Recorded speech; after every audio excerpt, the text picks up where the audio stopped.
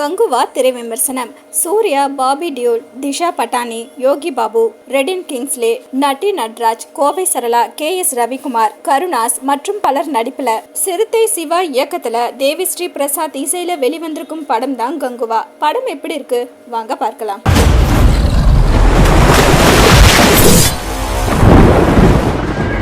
நிகழ்காலத்தில் கோவாவில் வாழும் சூர்யாவை தேடி சிறுவன் ஒருவன் வருகிறான். அவன் மூலம் சூர்யாவின் முன்ஜென்மம் நினைவுக்கு வர சுமார் 1000 ஆண்டுகளுக்கு முந்தைய காலகட்டத்தில் நடந்த கங்குவா கதை தொடங்குகிறது.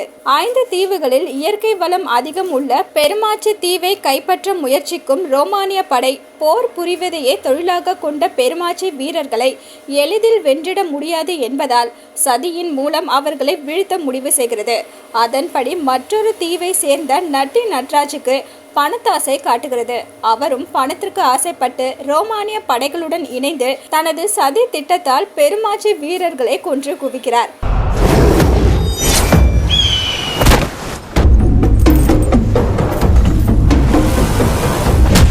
இதை கண்டு பொங்கும் பெருமாச்சி தலைவரின் மகன் சூர்யா தனது மக்களை கொன்றவர்களை பழி தீர்ப்பதோடு எதிரிகளை வேரோடு சாய்க்க நினைக்கிறார். சூர்யா தலைமையிலான பெருமாச்சியை வீழ்த்துவதற்காக உதிராவின் உதவியை ரோமானிய படை நாடுகிறது. ரத்தத்தை கடவுளாக வணங்கும் இரக்கமற்ற இனமான உதிராவின் தலைவர் பாபி தியோல் பெருமாச்சியின் மீதான தனது பகையை தீர்த்து கொள்ள இந்த சந்தர்ப்பத்தை பயன்படுத்தி கொள்ள முடிவு செய்கிறார்.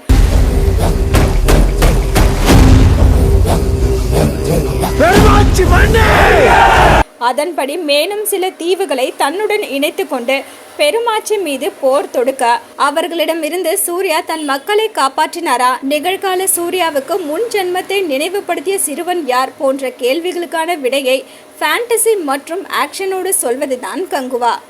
தோற்றம், பார்வை, உடல் மொழி, வசன உச்சரிப்பு என அனைத்தையும் மிக நேர்த்தியாக கையாண்டிருக்கும் சூர்யா கங்குவா என்ற கதாபாத்திரத்தை மக்களிடம் கடத்துவதற்கு கடினமாக உழைத்திருக்கிறார். சூர்யாவின் ஒவ்வொரு அசைவுகளும் கங்குவா உலகத்தை உண்மைக்கு நெருக்கமாக்கியிருப்பதோடு கதாபாத்திரத்திற்கான அவரது அளப்பரிய அர்ப்பணிப்பையும் வெளிக்காட்டுகிறது. நிகழ்கால சூர்யாவின் தோற்றமும் இளமையும் ரசிக்கும்படி இருந்தாலும் நடிப்பும் அவரது செயல்களும் வழக்கமானதாகவே இருக்கிறது.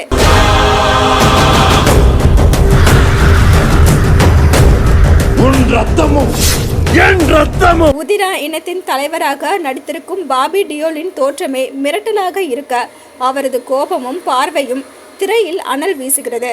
வழக்கமான காமெடி என்றாலும் அதை எடுப்படாதவாறு செய்திருக்கிறார் யோகி பாபு. ரெடின் கிங்ஸ்லே தேவையில்லாத பொருளாக வலம் வருகிறார். நட்டி நட்ராஜ், போஸ் வெங்கட், கோவை சரளா, KS ரவிக்குமார், கருணாஸ், பிரேம்குமார் என தெரிந்த முகங்கள் பலர் இருந்தாலும் கதாபாத்திரங்களாக அவர்களின் முகம் மக்கள் மனதில் பதியவில்லை. இசையமைப்பாளர் தேவிஸ்ரீ பிரசாத்தின் பின்னணி இசை படத்தின் பிரம்மாண்டத்திற்கே பிரம்மாண்டம் சேர்க்கும் வகையில் அமைந்திருக்கிறது. ஒளிப்பதிவாளர் வெற்றி ஒவ்வொரு காட்சியிலும் பார்வையாளர்களை வியக்க வைத்திருக்கிறார். நிகழ்கால கோவா காட்சிகள் மற்றும் கங்குவா உலகம் என இரண்டையும் வெற்றியின் கேமரா மிக பிரம்மாண்டமாக காட்சிப்படுத்தியிருப்பதோடு ஹாலிவுட் படங்களை பார்த்த அனுபவத்தை கொடுக்கிறது.